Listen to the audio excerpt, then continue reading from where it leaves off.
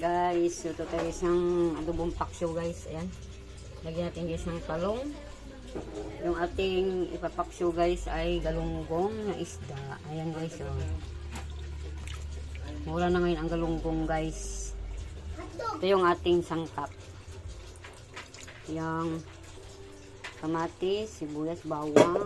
Ayan. Wala tayong luya. Okay na to kahit walang luya. Lagyan na natin sa ilalim ang talong. Lagyan na natin guys ang isda guys.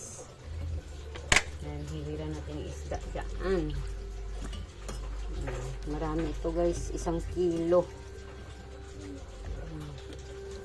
Lagyan natin dyan ang isda sa taas. Tapos lagyan ulit natin ang talong. Daming talong.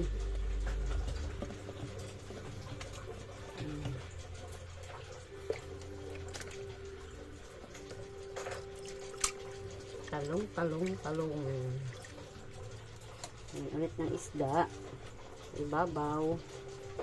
Ayan. Ubusin natin to guys. Ayan, maliliit lang naman to ang isda. Kaya ubusin natin. Luto ang 1 kilo. Ayan.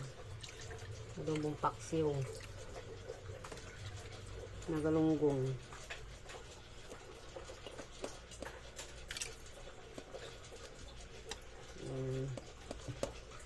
May ulong natin. Tapos lagay ulit natin ang talong saka yung mga sangkap. Ayan, sangkap guys. Kamatis, sili na green, sibuyas at bawang. Ayan.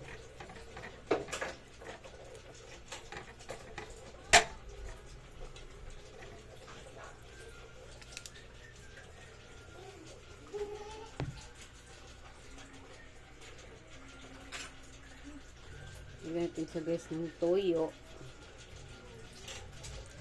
Kunti lang toyo lang guys.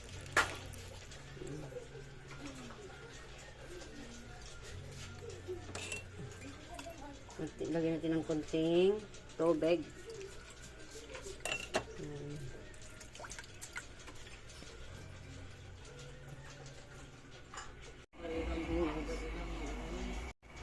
Guys, nakasalang na guys ang ating paksiw.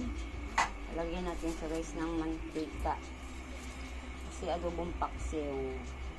Ayan. Tapos lalagyan natin ng suka.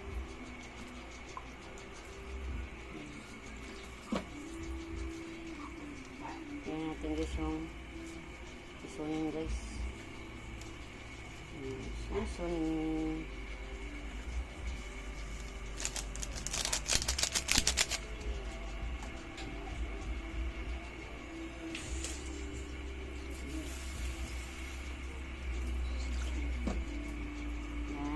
Tapos, itakpan muna natin. Ayan guys, so, kulo na guys ang ating adobong paksiw. Ayan. Diba? Ating itakman guys. Sakto lang ang timpla. Guys. Ayan mo na doon. Ayan na guys.